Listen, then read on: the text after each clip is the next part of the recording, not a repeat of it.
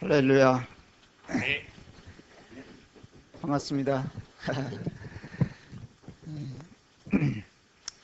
오늘 우리 최준 형제 기도 내용만 들어도 만족하실 것 같아요. 그죠? 네, 감사합니다.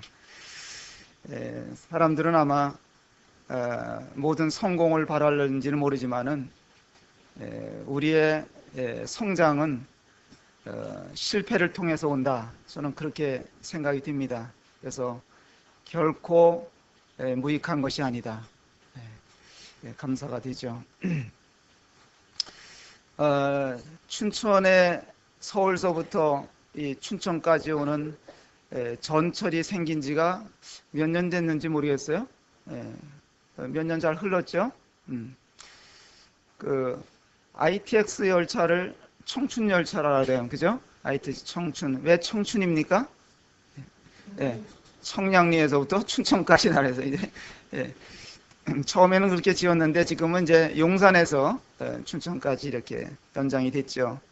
처음 이 청춘 열차를 ITX 청춘 열차를 탈 때 타다 보니까 검표원이 없는 거예요. 이전에는 통일 열차를 타고 다닐 때는 검표원이 있었는데 ITX는 검표원이 없어요. 그래서 더러는 무작정 탔어요. 표도 안 끊고. 가다 보니까 중간에 검표를 하네. 얼마나 당황스러웠겠어요. 미안하기도 하고. 그래서 그런 이제 에피소드들이 많이 있는데 2017호 인생 열차는 오늘 종착역에 이제 도착을 합니다. 이제 우리는 2018호 열차로 이제 갈아타야 되는 건데 역시 이 인생 열차에도 검표는 없어요. 검표는 없는데 나중에 종착역에 가면 아마 거기 검표할 거예요. 검표할 겁니다. 내일부터 2018호 열차가 출발하려고 지금 시동을 걸어놓고 있거든요. 우리는 거기로 또 갈아타고 가는 거예요. 만약에 어떤 분이 2017호 열차를 여기까지 타고 왔는데도 내 인생의 문제, 생명의 문제, 구원의 문제, 죄의 문제를 해결하지 못하신 분이 계시다면 아마 다음 호 열차에서 이 문제를 해결하시고 가셔야지만이 마지막 인생 종착역에 도착할 때 정말 기쁨으로 천국문에 들어가실 수 있으리라고 이렇게 믿습니다. 자, 우리가 살고 있는 이 세상엔 항상 파도가 있죠. 여러분들 아마 오늘 저기 바닷가에 가려고 계획하신 분이 혹 계신지는 모르겠어요. 많은 사람들이 지금 동해바다로 이렇게 출발했는데 바다에는 항상 파도가 있을까요? 없을까요? 항상 있어요. 그죠? 1년 365일 잔잔하다 하더라도 파도는 있어요. 그 파도가 이 바깥쪽의 파도가 더 많이 움직입니까? 아니면 저 깊이 들어가면 파도가 더 셉니까? 바깥쪽이 그렇죠. 바깥쪽이. 거기가 항상 출렁거리고 파도가 있는 것을 볼 수가 있습니다. 그래서 우리는 어떤 사람은 이렇게 신앙생활을 시작을 했는데도 불구하고 요 바깥에서 한 발을 밖에 놓고 한 발을 안에 놔놓고 하니까 겁이 나서 못 들어가는 거예요. 그러나 더 깊이 들어가 보면 거기가 더 안전하다는 것을 느낄 수도 있습니다. 그래서 우리가 세상을 믿는 그리스도인들이 살아갈 때 보면 항상 이 세상으로부터 이렇게 도전을 받죠. 우리들의 믿음을 흔들려고 하는 이런 요인들이 세상에는 너무 많습니다. 또 세상에는 재난이 쉬지 않고 일어나죠. 그것이 자연재해든 또 인재든 끊임없이 이런 세상엔 재난이 있고 또 전쟁의 소식도 우리가 듣게 되고 말이죠. 또 지진도 아주 수시로 일어나기 때문에 우리나라도 이제 안전지대가 아니다. 그래서 정부에서는 이런 대책을 강구하는 데 아주 고심하고 있는 것 같습니다. 그래서 그 사도 바울도 우리에게 권면하기를 뿌리를 깊이 박아라, 또 잘 세워라, 그 다음에 감사함을 넘치게 하라는 이런 권고를 하고 있습니다. 우리 한번 주보를 한번 보십시다. 주보 앞면에 보시면 우리가 1년 동안 계속 이렇게 적어놓고 들여다보고 이렇게 해왔던 말씀이 적혀 있습니다. 골로새서 2장 6절과 7절인데요. 같이 한번 읽어보겠습니다. 시작. 그러므로 너희가 그리스도 예수를 주로 받았으니 그 안에서 행하되 그 안에 뿌리를 박으며 세움을 입어 교훈을 받은 대로 믿음에 굳게 서서 감사함을 넘치게 하라. 첫 번째가 뭐냐면 그리스도 예수를 주로 받았으니, 두 번째로 그 안에서 행하라 그러잖아요. 세 번째로 그 안에 뿌리를 박으며 세움을 입고 교훈을 받아라. 마지막에 또 말씀하시기를 믿음에 굳게 서서 감사함을 넘치게 하라.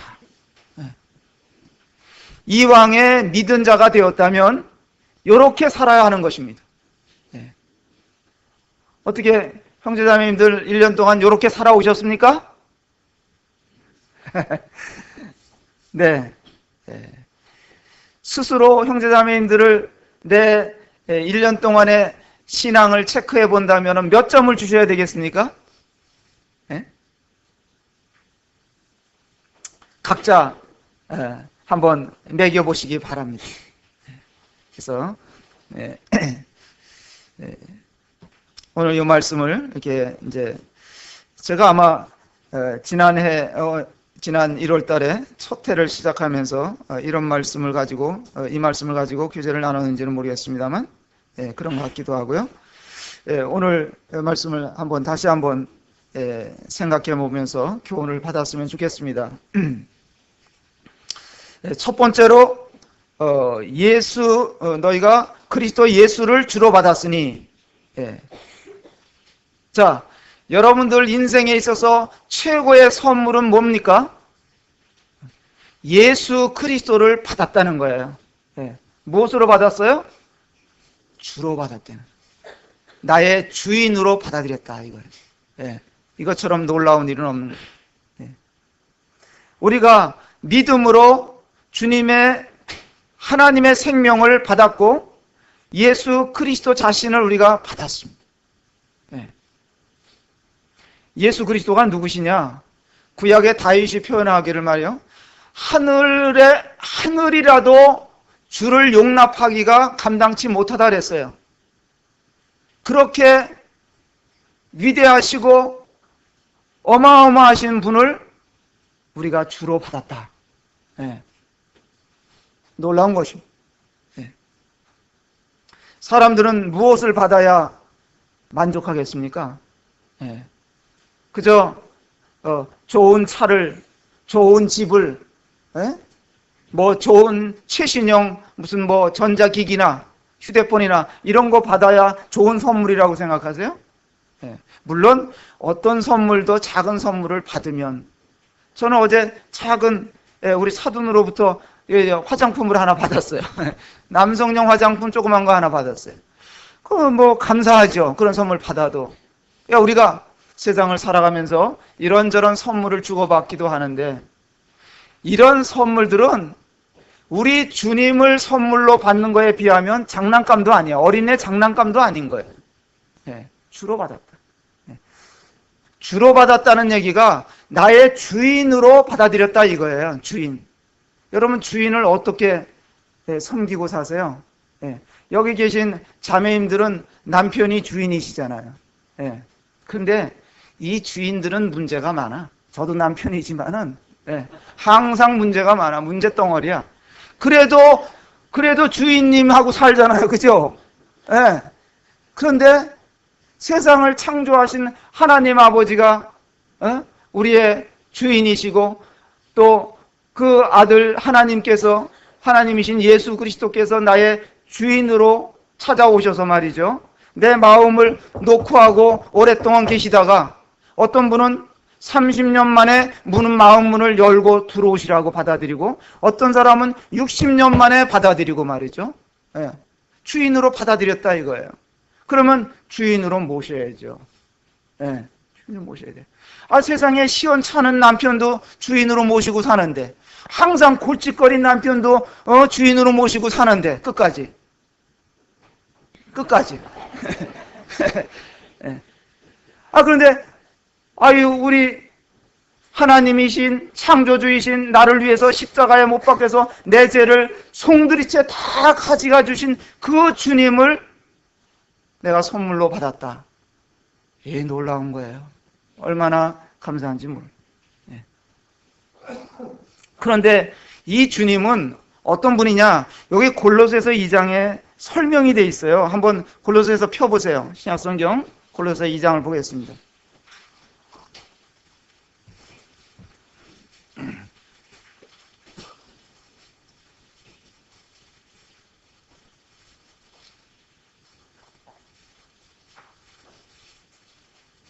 골로새 2장 2절 말씀 2절부터 얘기했습니다.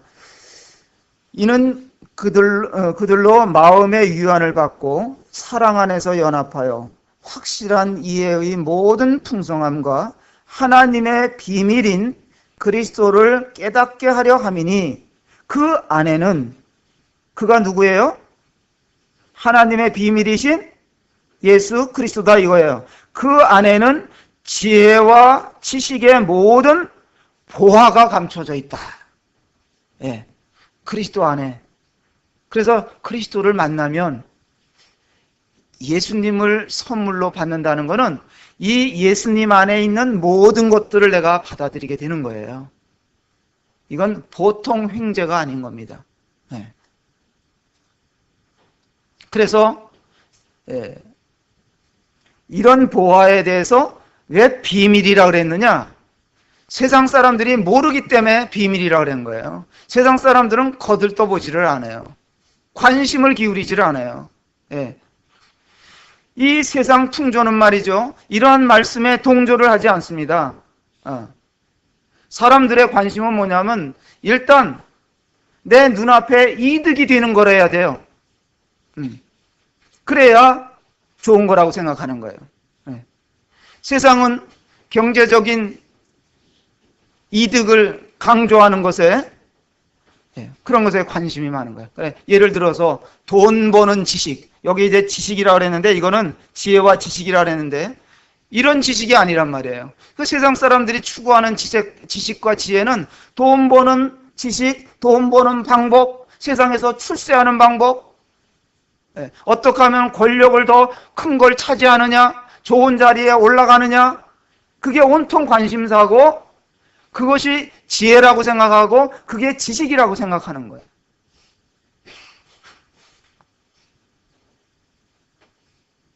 그렇기 때문에 이런 세상 풍조에 이끌려서 사는 사람들은 늘 걱정이 많아요.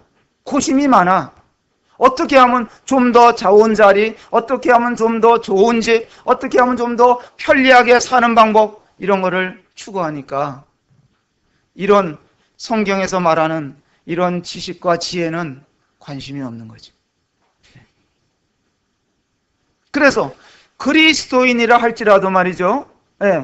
주님을 믿고 거듭나서 하나님의 영원한 생명을 선물로 받은 그리스도인이라 할지라도 자칫 잘못하면 이 세상 풍조에 휩쓸려 가지고 말이죠. 이런 지식은 뒷전으로 하고 이런 지혜는 멀리하고 세상 그런 영향을 받아가지고 같이 걱정하고 살아.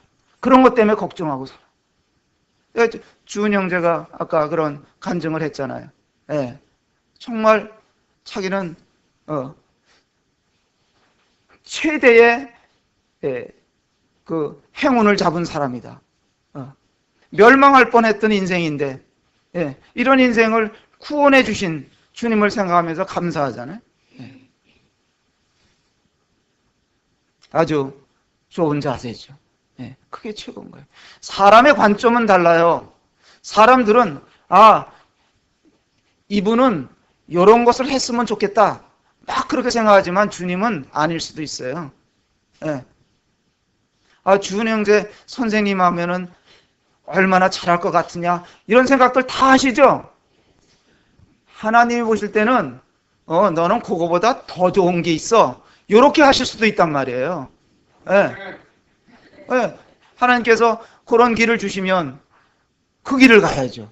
그죠? 그래 인도하죠. 우리는 아무 그 앞날을 모르는 거예요.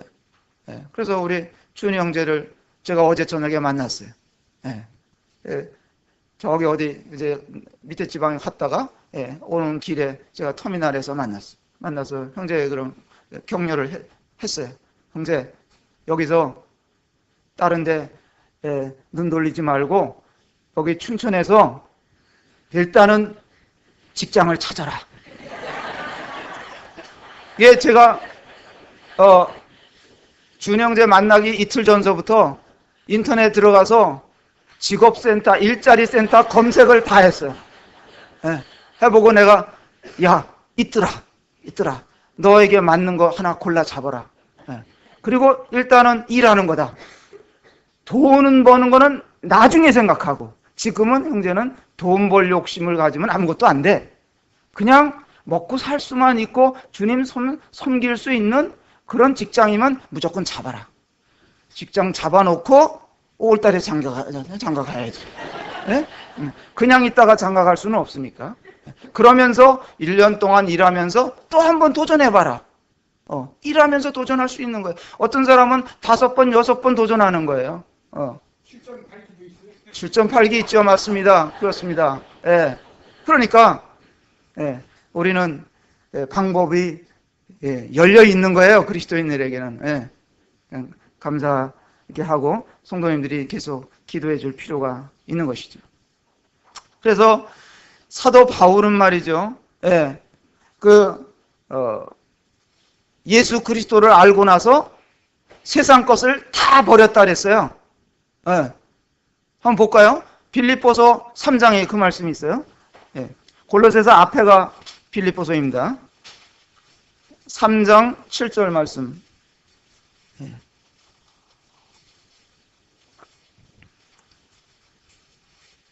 하는 7절에 그러나 무엇이든지 내게 유익하던 것을 내가 그리스도를 위하여 다 해로 여길 뿐더러 또한 모든 것을 해로 여김은 내 주 그리스도 예수를 아는 지식이 가장 고상하기 때문이라. 내가 그를 위하여 모든 것을 잃어버리고 배설물로 여김은 그리스도를 얻고 그 안에서 발견되려 함이니 내가 가진 의는 율법에서 난 것이 아니요 오직 그리스도를 믿음으로 말미암은 것이니 곧 믿음으로 하나님께로부터 난 의라. 그런 말씀하셨어요. 사도 바울이요 인간적인 관점에서 보면 대단한 사람이었습니다.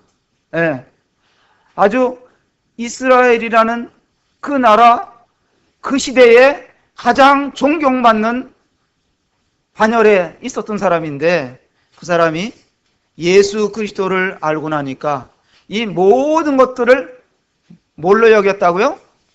배설물로, 쓰레기로 여겼다는 거예요. 쓰레기는 뭐 하는 거예요? 버려야 되는 거예요. 버리는 거예요. 가장 위대하고 고상하고 어마어마한 보화이신 주님을 만나고 나니까 거기에 비하니까 이런 것들은 다 쓰레기야. 그냥 아낌없이 버리는 거예요. 어떻게 내가 이와 같은 보화를 얻었느냐?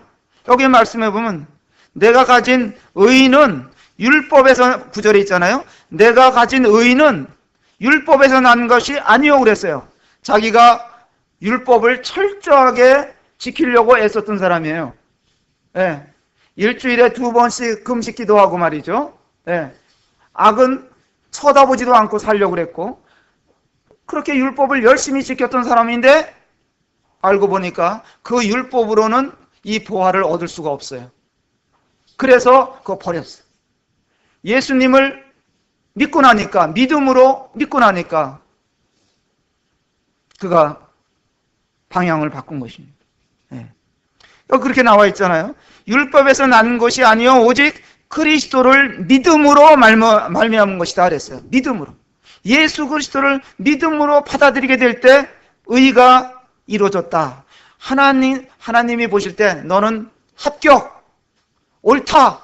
이게 의가 오르르 있자예요. 하나님이 보실 때 옳아야죠. 사람이 볼 때 옳은 거는 소용이 없어. 그래서 사도 바울이 우리에게 이런 권면을 하는 것입니다. 첫 번째로 그리스도 예수를 주로 받았으니 그러는 거예요. 두 번째로 골로새 2장 6절에 보면 주로 받았으니 그 안에서 행하되 그래요. 그 안에서 행하다. 안에서라요. 안에서. 그리스도 밖에서 아무리 잘 살아도 별 의미가 없습니다. 주 안에서 잘 살아야 되는 거예요. 그러기 위해서는 주님 안으로 들어오셔야 되잖아요. 주님이 내 안에 오시고 내가 주님 안에 있고. 아멘? 아멘 하시고. 주 안에서 잘 사는 게 최고 잘 사는 거예요. 세상은 아주 참 요란합니다. 사람들은 저마다 화려한 무늬 장식을 하고 말이죠. 이러고 살기를 좋아해요. 갖가지 것들을 다 붙이고 살려고 그래요. 그럴수록 그게 다 허상이에요. 뭘 보면 아세요, 여러분들? 북한 소식, 북한의 높은 사람들 가슴에다 주렁주렁 다른 거 덜어보셨죠? 아주 그거 많이 달수록 아주 위대해 보이는 것 같이 아주 뻑이고 이러고 사는데 그거 다 허당이다 이거예요. 헛거예요.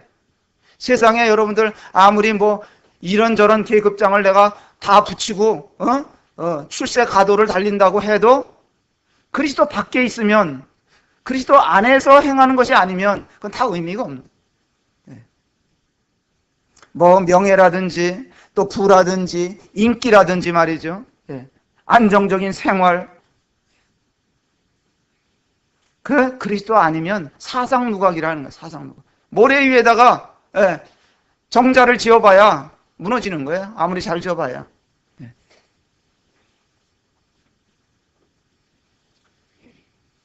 무엇을 위해서 내가 행하느냐? 여기 그리스도 안에서 그 안에서 행하라 그랬잖아요. 무엇을 위해서 행하느냐? 누구를 위해서 기쁘게 하느냐? 사느냐? 자기 자신. 사람들은 다 일반적으로 자기 자신을 기쁘게 하고 나를 위해서 살기를 애쓰잖아요. 그리고 나를 위해서 물질을 쫓아가면서 살잖아요.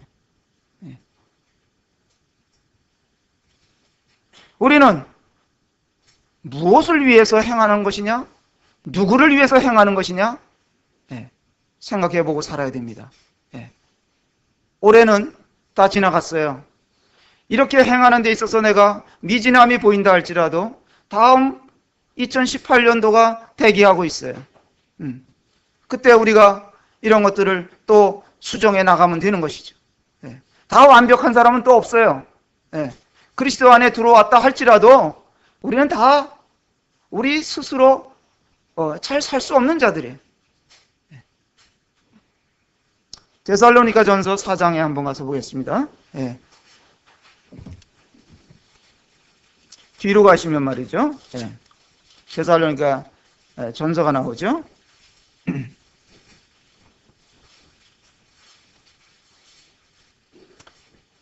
4장 1절 말씀 보겠습니다.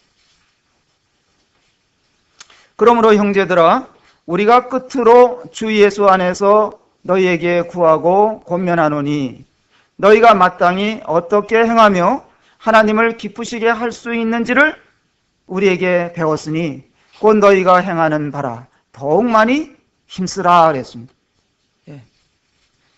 경건한 삶의 특징은 나를 위해서 사는 게 아니고 나를 기쁘게 하는 삶이 아니라 하나님을 기쁘시게 하는 삶이 되는 거예요.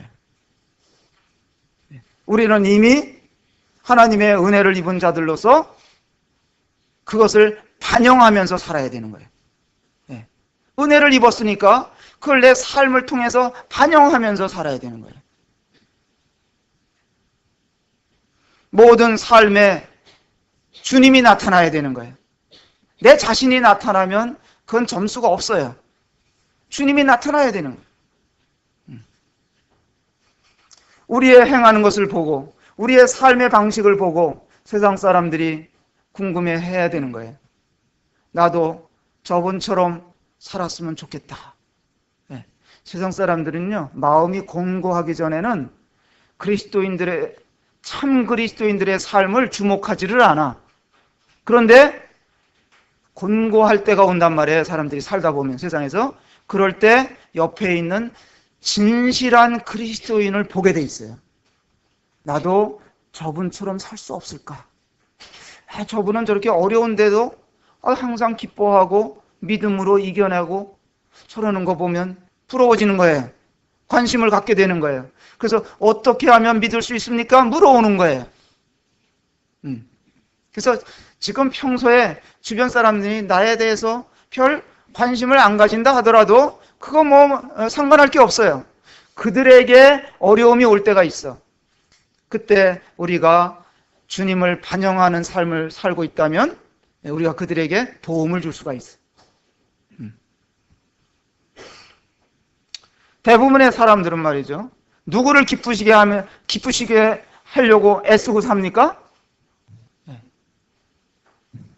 나 자신, 내 배우자, 내 자녀들, 내 부모님, 내 직장 상사, 그런 사람들에게 잘 보이려고 하고 그런 사람들에게 초점을 맞추고 그런 사람들을 흡족하게 해주려고 애쓰고 산단 말이에요. 그러나 진실한 하나님의 자녀들, 예수 그리스도를 모시고 산 사람들은 누구 말을 듣고 살아야 되느냐? 누구를 기쁘시게 해드리고 살아야 되느냐? 이거 우리가 알고 있는 바죠.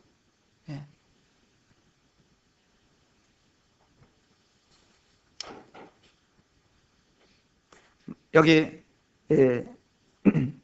사도 바울이 4장 1절에 보면 마땅히 어떻게 행하며 하나님을 기쁘시게 할 수 있는지를 우리에게 배웠지 않느냐 그렇게 얘기하는 거예요. 마땅히 행하는 거. 바울에게 있어서는 최고의 으뜸이 예수 그리스도였습니다. 그가 이전에는 예수 그리스도를 믿는 자들을 핍박하던 자였는데 그가 180도 변해가지고 말이죠. 이젠 자기도 예수 그리스도를 따르기 시작했어요. 그에게 있어서는 주님 외에 다른 것은 없었어요. 주님을 믿은 사람은 말이죠. 선택의 여지가 없어요. 세상을 아무리 골라봐야, 찾아봐야 다른 주님보다 나은 게 없는 거예요. 어떤 백화점에 신랑감을 판다는 광고가 붙어가지고 말이죠. 신랑감들을 진열해놨대, 그 백화점에. 그래가지고 어떤 처녀 둘이서 손을 붙잡고 1층에 들어가 봤어. 그랬더니 여기 있는 신랑감 뭐 써붙여내냐면 여기 있는 신랑감들은 좋은 직업, 미남들입니다. 쑥 훑어보고 나니까 5층짜리 건물인데 쑥 훑어보고 나니까 진짜 그런 신랑감들이 있어. 근데 요거 갖고는 부족한 것 같아. 2층에 가보자 그랬어요.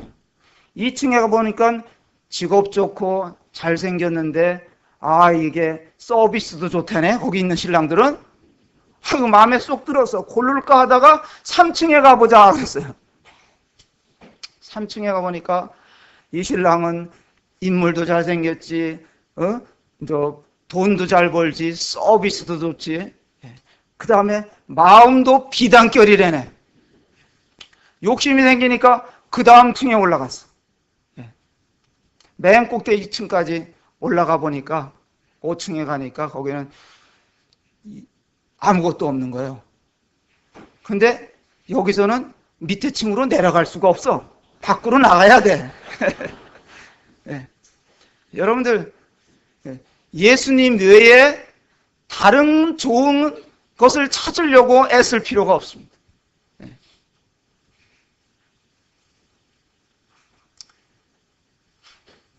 구약에 에녹이라는 분이 나오거든요.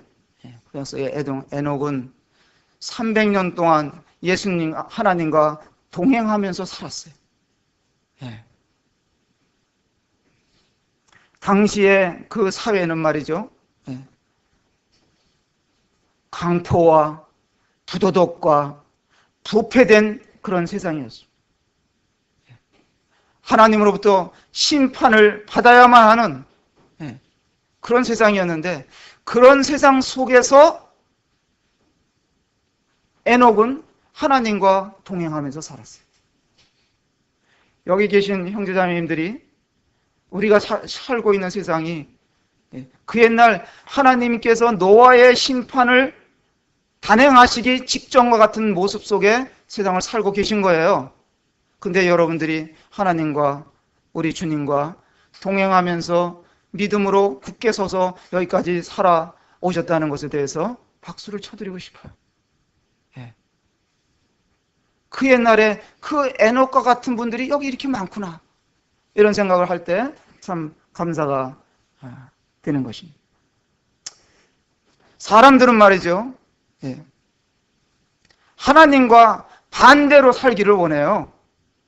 하나님 얘기 하자만 꺼내도 손사래를 치는 거예요. 필요 없다는 거예요. 필요 없다는 거예요.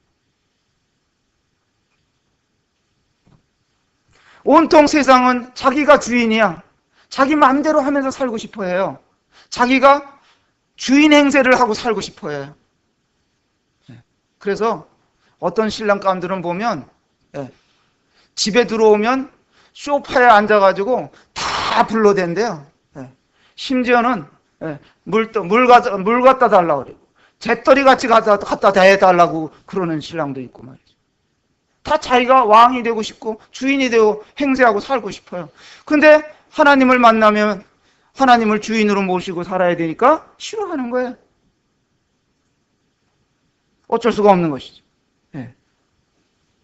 빛을 등지고 어두움으로 달려가는 거예요. 그 길이 어디 가느냐? 영원한 멸망 지옥으로 들어가는 길인데도 불구하고 사람들은 그 길을 원하고 가는 거예요. 잠시 동안 자기가 왕노릇하면서 인생을 끝내고 싶은 거예요. 그리고 영원한 지옥으로 들어가기를 원하는 것이고, 하나님이 싫어하는 거예요. 그러나 이런 시대인데도 불구하고 이런 세상의 흐름을 거슬러서 물고기가 강을 거슬러 올라가는 것처럼 이렇게 사는 여러 형제자매님들을 볼 때 우리 주님이 얼마나 기뻐하시겠느냐 이거예요. 야, 내가 참 너 때문에 십자가를 졌는데 잘 졌구나. 너 때문에 내가 고통당하고 사람이 되어갖고 세상에 가가지고 말이죠, 멸시와 천대를 내가 받고 사람들로부터 침뱉음을 당하고 십자가에서 어마어마한 고통을 받으면서까지 피 흘려줬더니만, 야, 내가 참 잘했다. 자식을 키워본 분들은 아시잖아요. 자식이 나중에 참 올곧게 사는 것을 보면, 내가 그때 옛날에 고생했지만, 너 키우느라고 고생했지만 내가 그때 너 잘난 것 같아. 그런 마음 안 들겠어요? 주님이 지금 여러분들을 바라보시면서 그런 마음이실 거예요.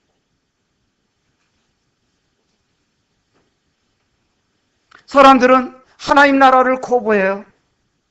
빛을 싫어해요. 자기가 죄가 많다고 해서 어둠 속으로만 막 다니려고 그래요.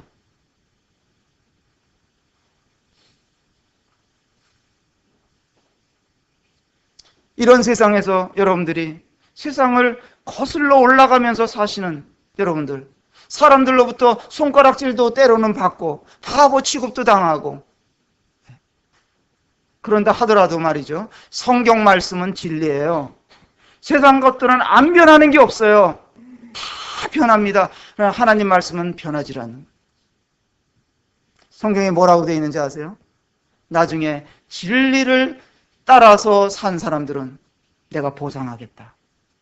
오늘 여러분들 말라기 마지막 성경 읽으셨죠? 네. 내게 줄 상이 내게 있다 그랬어요. 아까 예배 시간에도 인용해 주셨어요. 내게 줄 상이 내게 있다.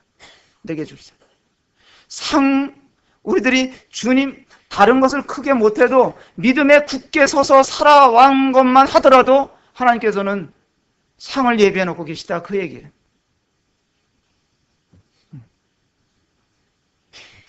누가 바른 길을 갔는지, 똑똑하다고 자부하는 내 친구가 바른 길을 갔는지, 그 사람으로부터 손가락질을 바보 소리 들어가면서 이 진리의 길을 간 내가 승리자인지 그날에 나타나는 거예요.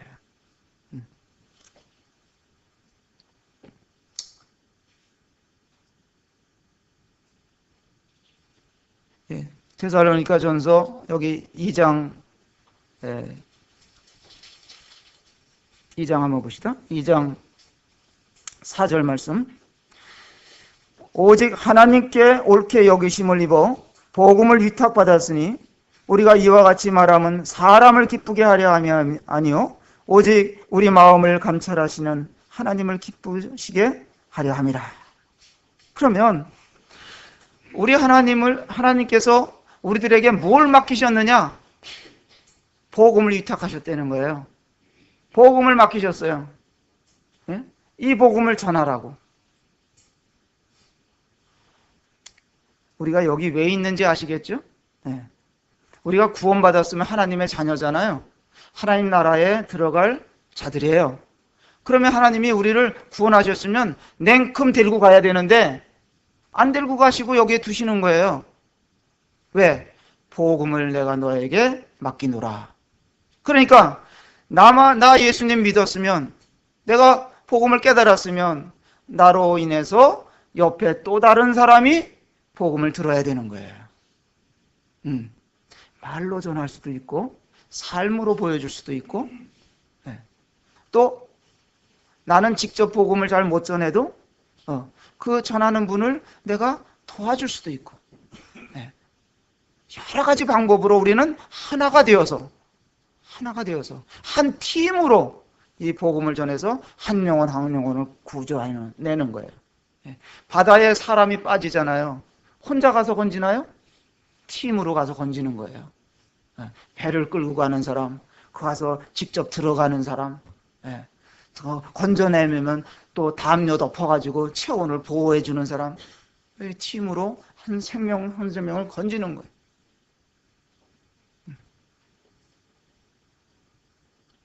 행하라 그랬잖아요. 복음을 전하는 거 가장 큰 행함이죠. 자, 내가 좋은 일을 행하면 내 마음이 기쁘겠어요? 안 기쁘겠어요? 억울하겠어요? 좋은 일을 하면 억울해요? 여러분들, 제가요 운전을 하고 다니잖아요. 그러면 어떤 사람들은 양보를 안 해. 막 또 끼어들어. 근데 어떤 사람이 내 앞에 쓰고 와갖고는 깜빡이를 켜고 들어오겠다는 거야. 그러면 나는 쫙 서줘. 들어오시라 그래. 싹 들어오면 그 사람은 또 비상 깜빡이를 깜빡하고 가는 거야. 고맙다고 사인을 주고. 그럼 내가 뿌듯해. 내가 양보해줬다 이거야. 그렇잖아요. 우리가 복음을 전하면 우리 전도하는 사람의 마음이 기쁨이 있는 거예요. 말씀에서 순종해서 살면, 말씀에 순종해서 내가 누구를 섬기고 봉사활동을 하고 이런 걸 하면 내 마음에 기쁨이 있는 거예요. 섬기는 자의 기쁨, 그거 쉽게 맛볼 수 있는 게 아니에요. 우리가 복음을 전하고 세상에 살잖아요. 주님을 나타내는 삶을 살잖아요. 우리 다 그리스도인들은 자기 주머니 털어가지고 선물도 사주고 누구 찾아갈 때 선물도 또 사갖고 들어가고 그렇게 살잖아요, 우리가. 그렇게 사는 거야. 그런데 그게 감사한 거야. 내 주머니 털어가면서 사람들에게 친절을 베풀고 복음을 전하고 하는데 내가 기뻐. 몇 배 더 기뻐. 그게 나중에 내가 주머니를 요만큼 털었으니까 하나님이 뻥 튀겨서 이만큼 갖다 주시겠지. 그런 기대하고 하는 사람은 없어요. 물론 성경에는 너가 그렇게 헌신되게 주님을 섬겼으면 내가 다 보상해 주겠다 약속을 해놓으신 게 있지만은 그것 때문에 그러는 게 아니에요. 우리는 감사함으로 하는 거예요. 기쁨이 있으니까. 오늘 좀 늦게 시작했어요. 그러나 또 빨리 마쳐야 되기 때문에 다음 말씀 보겠습니다. 그다음에 뿌리를 그 안에 뿌리를 박으며, 이게 세 번째 생각해 보면 그 안에 뿌리를 박다. 나무의 생명은 어디에 있습니까? 뿌리가 있습니다. 뿌리에 있습니다. 뿌리가 다 결정하는 거예요. 뿌리가 단단하면 흔들리지 않는 거예요. 저기 근동 지방에 가면요, 이제 과일나무나 종려나무나 이런 나무들이 있거든요. 유시수들이 있어요. 유시수나 이런 나무 밑에다가 뭘 매놓는지 아세요? 염소를 매놔요. 염소 한 마리를 매놔요. 거기다가 왜 매놓을까요? 염소가 자꾸 이거를 흔들어. 나무를 흔들어요. 그러면 이 나무가 어떻게 될까요? 뿌리를 점점 깊이 내려. 열매가 충실하게 달리는 거예요. 뿌리가 잘 박혔는지 안 박혔는지는 어떻게 알 수 있느냐? 태풍이 오면 알 수가 있어. 가뭄이 오면 알 수가 있어. 평소에는 다 신앙이 좋아요. 평소에 보면 다 신앙들이 좋아. 잘 풀리고 이러면 좋아. 그러나 그분의 뿌리, 신앙의 뿌리가 잘 내려 있는지 없는지는 그 사람에게 고난이 오면 알 수가 있어요. 시험이 오면 알 수가 있어요. 겉으로 보면 잘 성장한 나무 같더라도 위기에 맞이하면, 시험이 오면 견디지 못하고 들어놓는 그런 나무들이 많듯이 그리스도인들도 그런 사람들이 있어. 너희가 내 안에 거하고 내 말이 너희 안에 거하면, 이것이 주님이 가르쳐 주신 겁니다. 요한복음 15장에 보면 내 말이 너희 안에 거하면.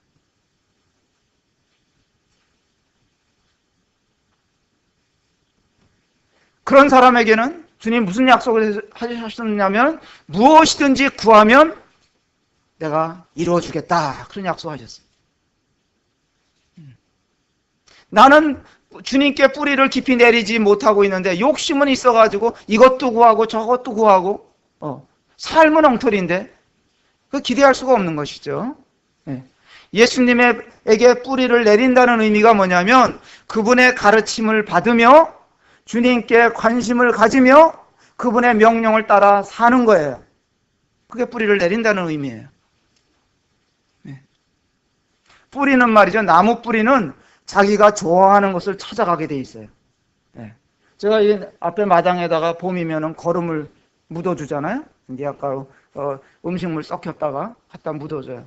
그러면 나중에 그 다음에 뿌리를 파봐요. 여기도 파보고 이쪽에 파보면 작년에 거름을 잔뜩 줬던 부분은 뿌리가 많이 들어와 있어. 이쪽 반대쪽을 파보니까 작년에 여기는 거름을 안 줬어. 골고루 줘야 되는데 제가 힘드니까 한 군데에 가장 콱 쫓아버렸어요. 그랬더니 뿌리가 이쪽으로 많이 오더라 이런 얘기예요. 이 사람들은 어디에 뿌리를 내리느냐? 이 나무는 물 있는 곳으로, 거름 있는 곳으로 뿌리가 가듯이 사람들은 자기가 좋아하는 데 뿌리를 두게 돼 있어요.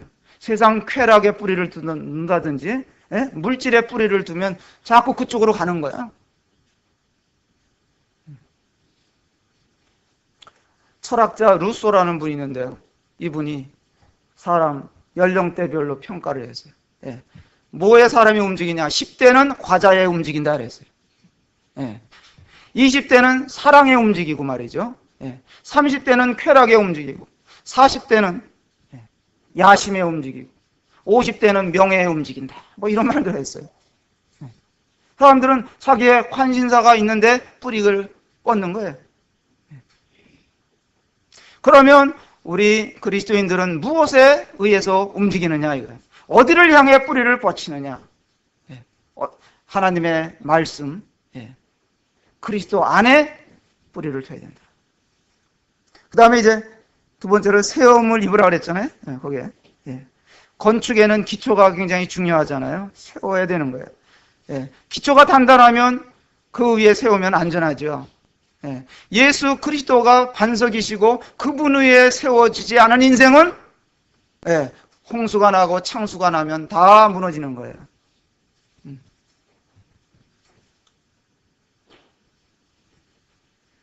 유다서 20절에 보면 말이죠. 즉 이 거룩한 믿음 위에 자신을 세워라 그런 말씀하셨어요. 믿음 위에 나를 세워가는 겁니다. 믿음의 삶에서 이탈을 하고 말이죠. 쓰러진 사람들을 다시 세우는데 굉장히 어렵습니다. 경험해 보니까 어려워요. 쉽게 유혹에 넘어가서 다른 길로 접어든 사람들을 다시 이 신앙의 길로 돌아오라고 권면을 찾아가서 하고 이렇게 해도 그게 안 먹히는 거예요. 한 번 이탈하면, 한 번 쓰러지면 그거 세우는데 굉장히 힘들어요. 우리 저 호두나무가 그 전에 태풍이 왔을 때 뿌리가 이렇게 해갖고 이 마당 쪽으로 기울어졌어요. 그거 세우는데 받침대를 갖다 세우고 쉽지가 않아요.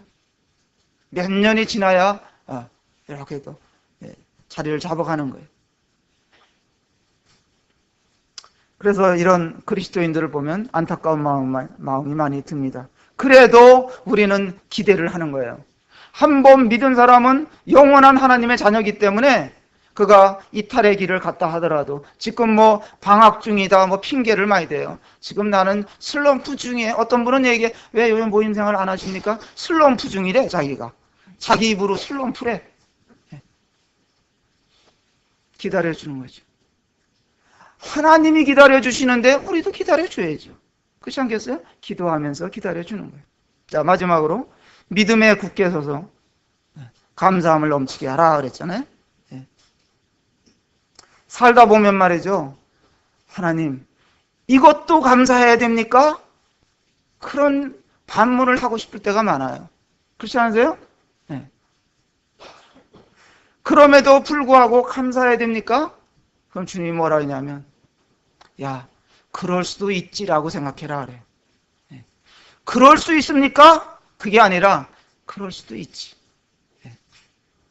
어떤 사람이 나를 어렵게 해, 힘들게 해. 왜 저럴까? 그럴 수도 있지. 이 말은 이제 안일숙이라는 분이 이게 해서 유명해진 말이에요. 윌리엄 켈리라는 분이 말이죠. 인도에 가서 선교를 하신 분이에요. 영국에서. 이분이 영국에 가서 이제 그 성경을 번역하는 일을 8년 동안을 했어요. 원고를 그 시대니까 오래됐으니까 뭐 인터넷 이런 게 이제 워드 이런 게 없으니까 말이죠. 이제 수작업을 써서 8년 동안 이렇게 작업을 해놨는데 어느 날 애완견 키우던 개가 말이죠. 촛불을 넘어뜨려 가지고 홀랑 다 탔어요. 그러니까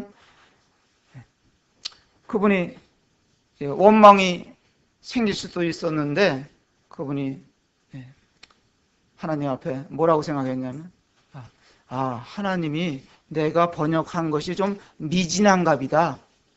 이것을 그냥 책으로 성경책으로 또 이렇게 내면 부족한 게 있으니까 다시 하라고 했나 보다. 그래갖고 그분이 오히려 감사하고 다시 해서 완결판을 내놨다. 그런 간증이 있어요. 마귀는 자꾸 우리들에게 불만, 불평, 원망을 유도하죠. 그러니까 모든 면에 감사하고 살면 복된 것입니다. 일본의 다하라 요네코라는 분 책 읽어보신 분 계세요? 그분이 기차에 다쳐가지고 한쪽 팔 잃었죠? 한쪽 팔은 손가락 3개만 남았어요. 그런데 이제 아주 아름다운 분이신데 결혼해가지고 남편은 목회를 하고 말이죠. 자녀를 낳고 사셨어요. 어느 날 이제 자녀들이 돌아올 시간, 남편이 돌아올 시간에서 찌개를 끓이려고 그러는데 손가락 3개밖에 없어. 감자를 넣고 요리를 하려고 그러는데 감자를 깎으려고 그러면 떼구르르 굴러가고 깎으려고 그러면 때리고. 하나님, 이거 안 됩니까? 어떻게 좀 도와주세요. 네, 제 사랑하는 식구들에게 맛있는 요리를 지금 해 먹여야 돼요. 이게 퍼뜩 주님이 기도하고 났는데 생각을 어떻게 주셨냐면 감자를 반으로 잘라라. 반으로 툭 잘라갖고 엎어놓으니까 딱 달라붙잖아요, 도마에. 싹싹 깎아갖고 요리를 했다. 이런 간증이 있어요. 예. 감사하면, 예? 감사하고 나가 하나님께 기도하면 우리의 삶이 여러모로 형통할 수가 있습니다. 예. 자, 고린도전서 16장 한번 보겠습니다.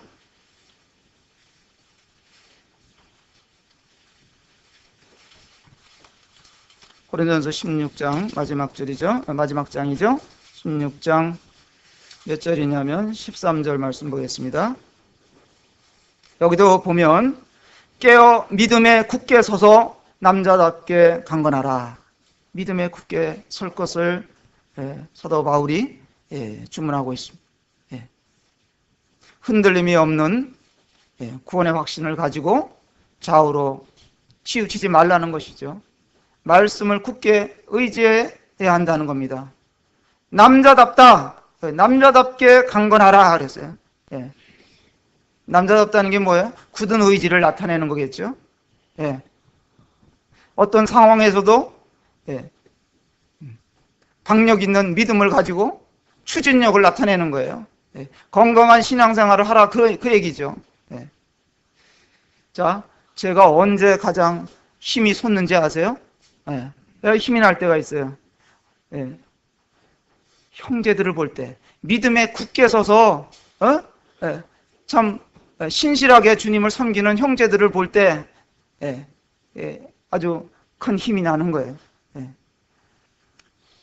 그런 형제들이 주변에 있다는 것이 든든한 거예요. 물론 뭐 자매님들도 믿음이 굳건해서 섬기시는 자매님들 계시지만은 저는 남자니까 우선 남자들 생각 먼저 나는 거예요.